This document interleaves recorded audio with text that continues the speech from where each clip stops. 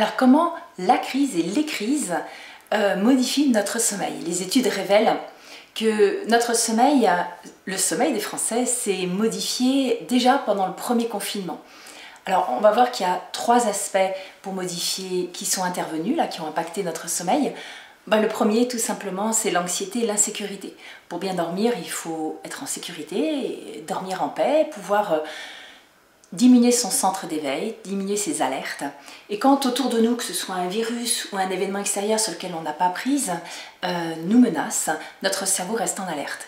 Donc on va effectivement, comme beaucoup d'entre nous, observer que on est beaucoup plus facilement éveillé et on a du mal à s'endormir. On peut se réveiller pendant la nuit, on a du mal à se rendormir. On peut aussi se réveiller bien trop tôt le matin. Ou aussi être fatigué parce qu'on n'a pas bien dormi la nuit. Et le matin, dès le réveil, se sentir fatigué, ne pas avoir l'énergie nécessaire pour la journée. Et ça va générer de l'anxiété puisque notre cerveau calcule en permanence l'énergie qu'il a en stock et l'effort à fournir pour passer à l'action.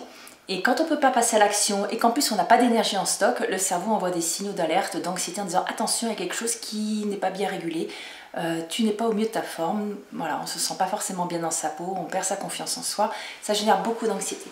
Donc la première chose, c'est effectivement cette anxiété environnante qui nous impacte et qui vient mettre en alerte notre cerveau. Et quand on ne peut pas agir, quand on ne sait pas, le cerveau ne peut pas prévoir comment agir et combien de temps ça va durer, il va envoyer des signaux d'alerte sous forme d'anxiété. La deuxième chose, et ça on l'a vu pendant aussi le premier confinement, c'est que beaucoup d'entre nous avons diminué notre mouvement, notre déplacement pour aller au travail, pour aller se balader, pour l'activité physique. Et on dort bien que sur une pression de sommeil qui s'accumule tout au long de la journée. Le fait de rester assis au travail, prendre moins sa voiture pour se déplacer, même changer d'environnement, aller au parking, monter, descendre un escalier, se déplacer pour aller au travail, aller à la cantine, aller chercher ses enfants à l'école, etc. Tout ça, on a diminué ce qu'on appelle la fatigue physique. Or, on ne s'endort bien que quand on a accumulé une fatigue physique. Le corps nous invite à aller vers le sommeil, à nous reposer, à nous restaurer. Donc le deuxième point, c'est moins de pression de fatigue passant par le corps, mais alors qu'on a eu beaucoup de pression nerveuse. Le troisième point, qui aussi nous a mis en alerte, c'est qu'on a vu qu'il y avait souvent moins d'heures fixes, parce qu'on doit se lever moins tôt pour aller au travail, parce qu'on doit moins se déplacer, on est plus libre, entre guillemets, dans nos horaires de travail.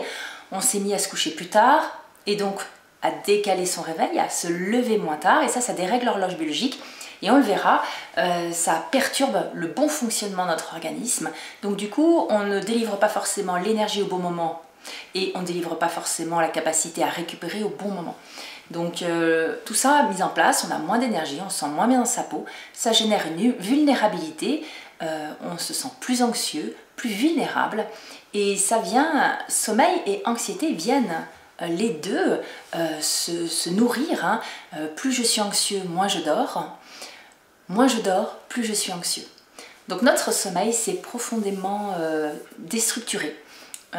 Profondément, mais c'est réversible. C'est ce que nous allons voir.